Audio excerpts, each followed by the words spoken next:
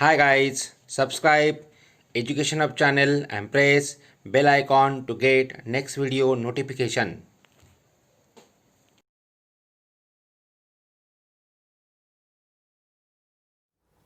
Hello friends, welcome to online class of Science and Technology Standard 9. आठवीतनं 9वीत तुम्ही आलेला आहात आणि एक मोठं सायन्सचं पुस्तक आता तुम्हाला शिकायचं आहे. जरी या पुस्तकाचं नाव सायन्स अँड टेक्नॉलॉजी पार्ट 1 असेल तरी सायन्स अँड टेक्नॉलॉजी तरी याच्यात 2 भाग आहेत. सायन्स अँड टेक्नॉलॉजी पार्ट 1 आणि पार्ट 2. पुस्तक एकच आहे पण भाग 2 आहेत आणि म्हणून आपण भाग 1 आणि भाग 2 या प्रकारे सगळं शिकणार आहोत. So we are discussing first chapter of science 1, that is laws of motion, and this is the first lecture on the laws of motion. What we'll discuss in this chapter, look at here, the point to be discussed in this chapter are about motion, distance and displacement, acceleration, Newton's laws of motion and related equations. जरी तुम्हाला प्रकरण हे छोटं वाटत असलं तरी मोठं आहे. 2 प्रकरणं एकत्र करून एक प्रकरण तयार केलेलं आहे. ॲट फर्स्ट मोशन आणि मोशन रिलेटेड टर्म्स आपण सगळे शिकणार आहोत आणि नंतर लॉज ऑफ मोशन आणि त्याच्याशी रिलेटेड सगळ्या गोष्टी बघणार आहोत. So let's begin. Let's understood at first what is mean by motion. Okay, now in our day-to-day life we came across many examples which are related to motion or absence of motion. अनेक गोष्टी असतात की त्या मोशनशी related असतात. उदाहरणार्थ बघा, here 4 examples are given and you have to tell whether the examples are related to presence or absence of motion. The flight of the bird, obviously this is related to what? Motion. A stationary train, it is not related to or absence of motion is there. Leaves flying through air, in this motion is present, and a stone lying on a hill, motion is absent.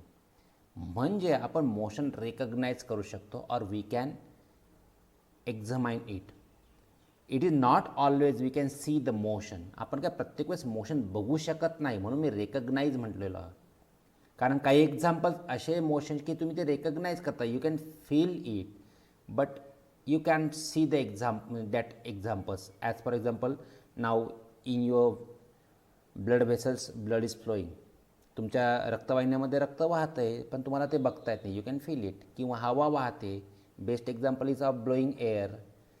We can't see but we can feel it. So motion we can feel and we can see too. So we can say presence and absence of motion, but what is actually motion? Motion काय आहे हे समजून घेण्यासाठी बघा आपण एक example घेतो आहे. Suppose you are standing on a ground here. Suppose this is you are standing here on a ground and you are observing a car moving on a road. आता ही कार मोशनमध्ये हे सांगण्यासाठी तुम्ही काय करतात म्हणजे तुमचा मेंदू काय करतो. तुमचा मेंदू काय करतो, या कार समजा at first this car was here. आपण ही समजा कार इथे होती, नंतर ही कार अशी पुढे गेलेली आहे आणि ती प्रत्येक वेळेस तिची पोझिशन चेंज करते आहे. आणि ही पोझिशन तिची चेंज कशी होते हे रेकग्नाइज करण्यासाठी तुमचा मेंदू हा बॅकग्राऊंड कन्सिडर करतो आहे. Look at it. समजा इथे एक झाड आहे, हे घर किंवा ही घर आहे, समजा हे झाड आहे, हे पुन्हा एक घर आहे, हे दीज आर स्टेडी आणि त्यांच्या कम्पेअरमध्ये ही गाडी आपली पोझिशन काय करते, चेंज करते. And that's why you say that the car is in motion. आणि म्हणून तुम्ही असं म्हणतात कार मोशनमध्ये आहे. म्हणजे कार मोशनमध्ये आहे हे रेकग्नाइज करण्यासाठी तुमचा मेंदू त्या कारच्या मागचं बॅकग्राऊंड कन्सिडर करतो. ते बॅकग्राऊंडच्या कंडिशनमध्ये ती रिस्पेक्टिव्ह ती कार आपली पोझिशन चेंज करते. And that is why then we say that car is in motion. पण त्याच वेळेस जर या कारमध्ये अजून एक व्यक्ती बसला असेल, समजा त्याला हा पुढचा व्यक्ती किंवा पुढच्याला मागचा व्यक्ती, दोघे एकमेकाला काय वाटेल, they will find steady with respect to each other? Because motion is a relative concept. Motion हा रिलेटिव्ह कन्सेप्ट आहे आणि त्यासाठी काही ना काही बॅकग्राऊंड, मोशन रेकग्नाइज करण्यासाठी काही ना काही बॅकग्राऊंड लागतं. And that background may be what it may be, ते काही बॅकग्राऊंड असू शकतो. आता तुम्ही व्हिडिओमध्ये माझा हात मोशनमध्ये बघता आहात. हे बघताना माझा हात मोशनमध्ये तुम्हाला कसं काय रेकग्नाइज करताय तुम्ही? Because to recognise this motion of my hand you are taking background in consideration. आणि ते बॅकग्राऊंड स्टेडी आहे आणि त्याच्या तुलनेत माझा हात पोझिशन काय करतोय? चेंज करतोय. This is motion. This is motion. So what is motion? Is the position of the object is changing with respect to the surrounding, म्हणजे background. then the object is said to be in motion, otherwise it is said to be at what? Rest. म्हणजे ही बघा मोशनची व्याख्या आहे. if the position of the object is changing with respect to the surrounding, then it is said to be in motion. तेव्हा तो object मोशनमध्ये असं म्हटलं जाईल. Otherwise the object is said to be at what? Rest. फार महत्त्वाचे concept आहे आपल्या फिजिक्समधले. Is very important. आता तुमच्या अभ्यासाची डेप्थ वाढणार आहे, जरा कॉन्सन्ट्रेट करा. So when the object is changing its position with respect to the surrounding, with respect to the background, then the object is said to be in motion, otherwise it is said to be rest. Actually you, me, at this instant, at this moment, we all are in motion because we are living on the earth and we know that our earth is in motion. आपली अर्थ motion perform करते. मग आपल्याला ही motion का recognise होत नाही आहे? कारण आपल्याला ती फील करण्यासाठी कोणतं बॅकग्राऊंडच उपलब्ध नाही आहे. अँड दॅट इज वाय किंवा बॅकग्राऊंड आहे पण ते आपल्याला लक्षात येत नाही की आपण मोशनमध्ये, आपल्याला ते बॅकग्राऊंड मोशनमध्ये असं वाटतं. This is the motion. So got it. जेव्हा एखादा ऑब्जेक्ट बॅकग्राऊंडच्या तुलनेत आपली जागा बदलतो, पोझिशन चेंज करतो, तेव्हा तो ऑब्जेक्ट मोशनमध्ये आहे असं म्हणतात. Otherwise it is said to be in motion. मग आपण वेगवेगळे प्रकारचे मोशनचे एक्झाम्पल्स बघितले. We have seen different types of motion in early standard. Just for revising I am look at your vibrational motion, linear motion or curvilinear motion, किंवा असा कोणत्या motion याला ट्रान्सलेशन मोशन म्हणतात. This oscillatory motion, this circular motion. आत्ता मी आपल्या पृथ्वीची गतीची गोष्ट केली. रोटेशन, फॅन फिरतोय त्याला रोटेटरी मोशन असं म्हणतात. There are different types of motion. Basically translation motion, circular motion and oscillatory motion. These are the 3 types of motion. मग त्यांचे पर्टिक्युलर प्रकार आहेत. These are the different forms of motion. आता यावर्षी हे सगळं शिकताना आपल्याला 2 गोष्टी लागणार आहेत. ते म्हणजे तुम्हाला मेजरिंग सिस्टीम माहिती असली पाहिजे, MKS सिस्टीम आणि CGS सिस्टीम. MKS सिस्टीम म्हणजेच SI सिस्टीम आणि CGS सिस्टीम ह्या मेजरिंग सिस्टीम तुम्हाला माहिती असल्या पाहिजे. नसेल माहीत तर ते 6वी किंवा 7वीच्या पुस्तकात तुम्हाला सापडेल. You can go through it for. ते फार गरजेचं आहे. So MKS and SI almost same and CGS. Okay. आणि दुसरा आहे स्केलर्स आणि व्हेक्टर्स. स्केलर्स आणि व्हेक्टर्स आपण या ठिकाणी रिवाईज करू. What are scalars and what are vectors? आता समजा तुम्हाला मी माझं वजन सांगितलं. आपण वजन म्हणतो, खरं म्हणजे माझं mass. Suppose my mass is 80 kg. Means when I am telling that my mass is mass of me suppose 80 kg. हे सांगताना मग मास ही फिजिकल क्वांटिटी आहे. Mass is a physical quantity आणि ती फिजिकल क्वांटिटी एक्सप्रेस करताना मी या ठिकाणी 2 गोष्टी वापरल्या बघा. Here this is a number. हा नंबर आहे आणि त्याला लागलं प्रॉपर काय आहे? युनिट. युनिटशिवाय तिला व्हॅल्युएशन 0 आहे. So it is a number and unit. आणि या दोघांना मिळून आम्ही म्हणतो मॅग्निट्यूड. लक्षात ठेवा, या दोघांना मिळून आम्ही काय म्हणतो? मॅग्निट्यूड. नंबर आणि युनिट. एखादी फिजिकल क्वांटिटीसाठी आपल्या ती एक्सप्रेस करण्यासाठी समजा मास 80 kg, डिस्टन्स 2 किलोमीटर. 2 हे नंबर, किलोमीटर हे unit. So a physical quantity contain a number and unit and it is called as magnitude. मग ज्या physical quantity the physical quantity which are completely describe by magnitude alone, that physical quantities are called as scalars. त्यांना scalars असं म्हणतात. कळतंय तुम्हाला? The physical quantity that are completely describe by magnitude only. आता magnitude म्हणजे काय ते तुम्हाला सांगितलं. मॅग्निट्यूडमध्ये काय येतं? नंबर आणि युनिट असतो.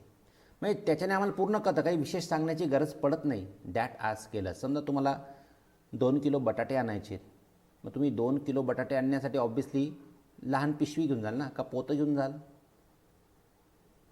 No, you will take a sack. But you suppose you have to buy 50 kg sugar. मग त्याला लहान पिशवी घेऊन चालेल का? No. That time you have to take a sack, big sack. म्हणजेच तुम्हाला कळतं की यू नो दॅट की 50 किलोमध्ये किती येणार आहे आणि 2 किलोमध्ये किती येणार आहे. That you know. म्हणजे पुन्हा काही जास्त सांगण्याची गरज पडत नाही. Suppose I take and suppose this is a iron bar. Okay. आणि मी सांगितलं याचं टेम्परेचर 100 डिग्री सेल्सिअस आहे. Will you dare to touch it? तुम्ही त्याला हात लावायचं हिम्मत कराल? Obviously no. तुम्ही त्याला हात नाही लावणार, कारण तुम्हाला माहिती 100 डिग्री म्हणजे किती गरम असणार तो. मग अशा क्वांटिटी ज्या आम्हाला मॅग्निट्यूडनं पूर्णपणे कळतात, दॅट आर स्केलर्स. पण अशा काही क्वांटिटीज आहेत त्या एक्सप्रेस करण्यासाठी मॅग्निट्यूड तर लागतेच, मॅग्निट्यूड तर मस्ट आहेच, पण त्याच्यासोबत डायरेक्शन पण लागते. कुठे लावा, कोणत्या दिशेने पाठवायचं आहे, कोणत्या दिशेने ते मॅग्निट्यूड लावायचे, that are called as vectors. म्हणजे सपोज मला 2 किलोचा एक दगड उचलायचा आणि फेकायचा आहे, मारून फेकायचा आहे, कैरी झाडाला लागली ती पाडायची. ऑब्व्हियसली तुम्ही काय करणार? फोर्स लावणार, म्हणजे मॅग्निट्यूड लावणार तो उचलायला, आणि नंतर त्या कैरीकडे त्याला त्या दिशेने फेकणार. So this is vectors. The physical quantity to describe which we require magnitude and along with magnitude we require what? Direction. That are called as vectors. कळलंय? So these are scalars and vectors. Look at here. या ठिकाणी नुसतं काय 5 metre long ही झाली scalar, पण 5 metres towards east म्हणजे हे काय झालं आता डायरेक्शन. बघा इथे नुसतं इथे डायरेक्शन आहे आणि इथे डायरेक्शन पण आलेली आहे. So this is vector. वेगवेगळ्या प्रकारच्या स्केलर्स क्वांटिटी बघा, distance, speed, mass, energy, density, power, length, area, volume, time, temperature, work, ह्या सगळ्या स्केलर क्वांटिटी आहेत. आणि water vector displacement, velocity, weight, acceleration, force, impulse, pressure, momentum, gravity, drag, ह्या सगळ्या वेगवेगळ्या प्रकारच्या व्हेक्टर क्वांटिटीज आहेत, आपल्याला लागणार आहेत. So clear, scalars only have magnitude and vectors have magnitude along with that direction also is there. आता आपल्याला पहिली गोष्ट शिकायची आहे त्यांचे distance and displacement. What is distance? समजा मला ए पासून बी या गावाला जायचं आहे. ए पासून बी या गावाला जायचं आहे. Look at, I have to go A to B. या 2 गावात जायचं आहे आणि या जाण्यासाठी 3 मार्ग उपलब्ध आहे. बघा, या मार्गाने गेलं, या मार्गाचा रस्ता चांगला आहे, पण इथे लागतात 120 किलोमीटर अंतर आहे. इथे सरळ गेला रस्ता खराब आहे, पण 100 किलोमीटर, आणि इथे गेलं 110 लागतं सपोज. सो मी या पहिल्या पाथ 1ने गेलो तर मला किती जावं लागेल, किती गाडी चालवायला लागेल? 120 किलोमीटर. या दुसऱ्या मार्गाने तो 100 आणि या तिसऱ्या मार्गाने 110. हे वेगवेगळे आहे. So this is different. मग आपण या मार्गाने गेलो तर मी 120 किलोमीटर अंतर कापणार आहे. Distance in Marathi we call it as अंतर. याला आपण अंतर असं म्हणतो. आणि डिस्प्लेसमेंटला याला आपण लुक ॲट इट, डिस्प्लेसमेंट याला आपण विस्थापन असं म्हणतो. विस्थापन आपल्या ते मराठी शब्द काही कामाचे नाहीत, पण आपल्याला ते समजणं गरजेचे आहे. अजून एक एक्झाम्पल बघूया. या ठिकाणी शीतल आणि प्रशांत हे 2 भाऊ बहिणी शाळेत जायला निघाले. शीतल काय झाली बघा, शीतल ही पहिले संगीताच्या घरी गेली तिच्या मैत्रिणीकडे, आणि तिथून संगीताने ती दोघी स्कूलमध्ये गेलेले आहेत. आणि शीतलने संगीताकडे जाताना 500 मीटर अंतर कापलं आहे आणि नंतर दोघींनी 1200 मीटर अंतर कापलं आहे. म्हणजे शीतल शाळेत जाण्यासाठी एकूण 1700 मीटर अंतर ती चालून गेलेली आहे. आणि त्याच वेळेस तिचा भाऊ मात्र प्रशांत हा डायरेक्टली शाळेत गेलेला आहे बघा इकडून. So this is displacement and this is distance.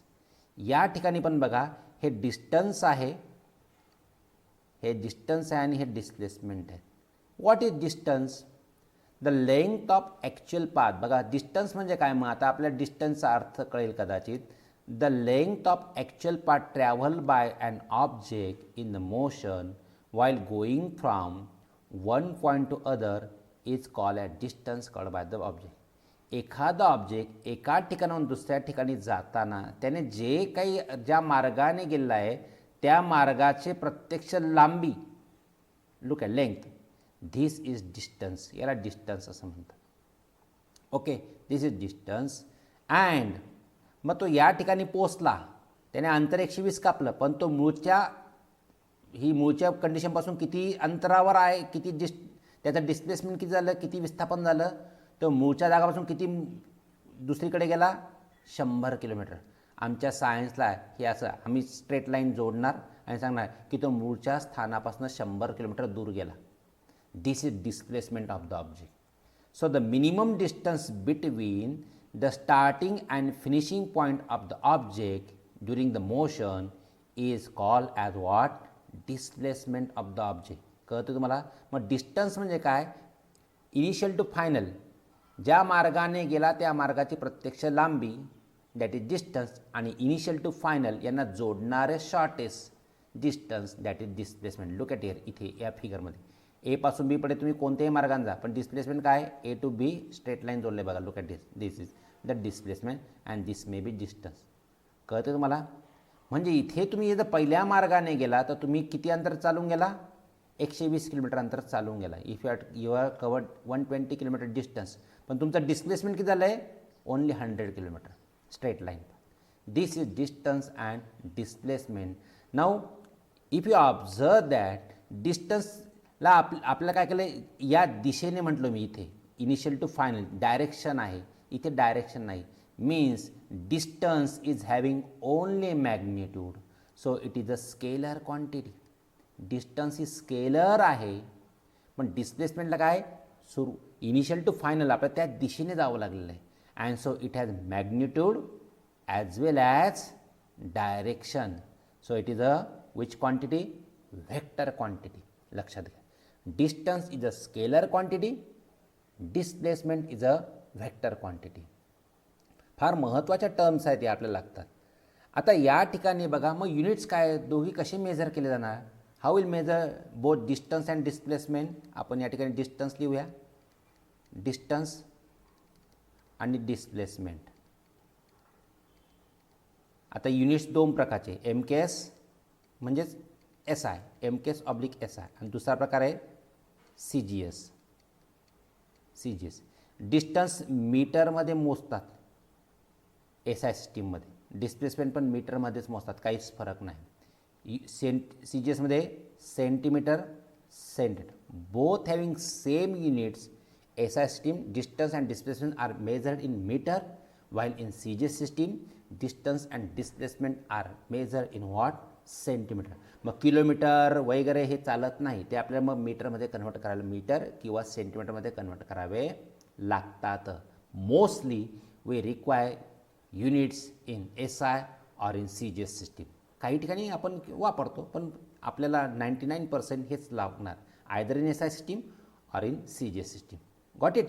So these are the units of distance and displacement.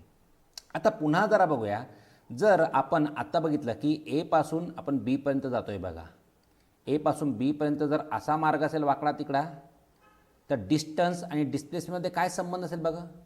Distance हे नेहमीच डिस्प्लेसमेंटपेक्षा जास्त असणार आहे. If the object is not moving a straight line path, then distance is always greater than displacement. Distance हे डिस्प्लेसमेंटपेक्षा जास्तच असतं.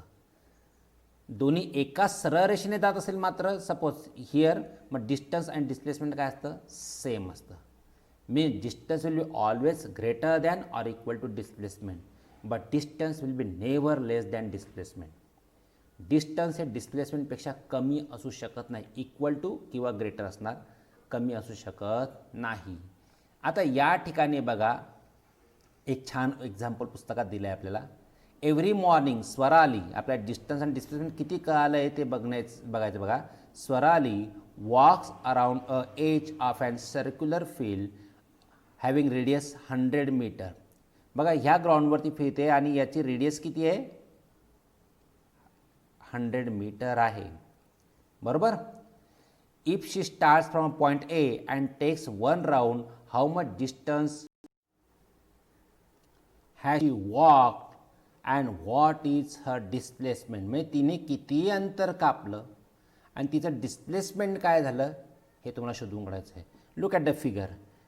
शी is walking from this point A on this circular field, circular ground. या मार्गाने चालते बघा ती. याचं मीन्स लुक ॲट हिअर, असं ती चालते. तर तिचं distance, how much distance she walk and what is her displacement तुम्हाला शोधून काढायचं आहे. Now as Swarali is walking on the edge of circular field, okay, so what is distance is equal to then, so distance covered by Swarali will be what, circumference of the field. ते तुम्हाला माहिती, ते अंतर काढायचं आणि सर्कम्फरन्स काढावं लागेल. आणि आपल्याला सर्कम्फरन्सचा फॉर्म्युला आपण मागच्यावर शिकलेला आहे 2πr. So it is equal to what 2 into 3.14 into 100, radius is given, so this is 6.28 into 100 and this is what 628 meter. So distance covered by Swaral is 628 meter, 628 metre ती चालेल. Now what is displacement? काय सांगितलं डिस्प्लेसमेंटची व्याख्या आपल्याला, initial to final. हा समजा initial आहे, हा फायनल आहे, ए आणि बी. इनिशियल टू फायनल हा रस्ता मुळात आणि त्यांना जोडणार शॉर्टेज. शॉर्टेज म्हणजे नेहमी स्ट्रेट लाईनच असतो. So initial to final position straight line जोडणारा मार्गाचं जे अंतर असतं त्याची डिस्प्लेसमेंट. आता स्वराली बघा काय ते, Swarali is coming back to the original position and so मग आपण ओरिजिनल पोझिशनला तिथे आलेली ते इनिशियल टू फायनल जोडणार कसं, same point. And distance between point overlapping on each other will be 0. एकमेकावर असले दोन पॉईंटमधलं अंतर 0 असतं. And so distance is displacement of Swarali is what 0 metre. स्वरालीचं डिस्प्लेसमेंट 0 झालेलं आहे. Look at the second example. If a car is starting from point P and goes to Q, okay, P पासून क्यूला जाते बघा. Look at it, go P to Q, then and returns to the P once again. आणि मग इथून पुन्हा परत येते, बाजारात गेले आणि परत आलेले. Okay, how much distance the car has travel. मग साधे जायचे 360 मीटर, येण्याचे 360 metre. How much total 720 metre. Distance travel by car is 720 metre. आणि मग डिस्प्लेसमेंट पुन्हा काय झालं इथे, as car come back to its original position, displacement is 0 meter. Means during a motion, if the object is come back to the original position, then displacement is 0. Distance असतं तिने cover केलं, but displacement is 0. Means it is not necessary that if the object has 0 displacement, समजा तुम्हाला कोणी सांगितलं की एका ऑब्जेक्टचं displacement 0 आहे, मग लगेच घाईघाईत असा निर्णय काढू नका, निष्कर्ष काढू नका की ती गाडी हल्ली मुवमेंटच झाली नाही, ती मोशन आहे, मोशन असू शकते. तिचं डिस्प्लेसमेंट 0 आहे, डिस्टन्स कव्हर असू शकतं. बघा या कारचं मोशन आहे, distance 720 metre, displacement 0. Same is applicable to Swarali. And so we can say that even if, look at here, if the car, the displacement of the object is 0, then the actual distance traveled by the object may or may not be 0. एखादा ऑब्जेक्टचं displacement 0 असेल तर distance covered by the object may or may not be 0 असतं. असं काही गरजेचं नाही की त्या डिस्टन्स 0 असलं पाहिजे. आता तुमच्यासाठी एक उदाहरण देतो. समजा स्वराली या ठिकाणी ए या ठिकाणी आणि ती ए पासून अर्ध अंतर कापते बघा, हाफ राऊंड ती घेते. She is taking half round, okay, only. बघा बरं का, नीट ऐका. So how much distance covered by the car and what is the how much the distance covered by Swarali and what is her displacement. तिने अर्धा round घेतलेला आहे, तर तिचं डिस्टन्स किती आणि तिचं डिस्प्लेसमेंट किती याचं उत्तर तुम्ही मला व्हॉट्सॲप केलं तरी चालणार आहे. Okay, so here will stop today. Will meet in the next lecture. Till then, bye bye. Take care all of you.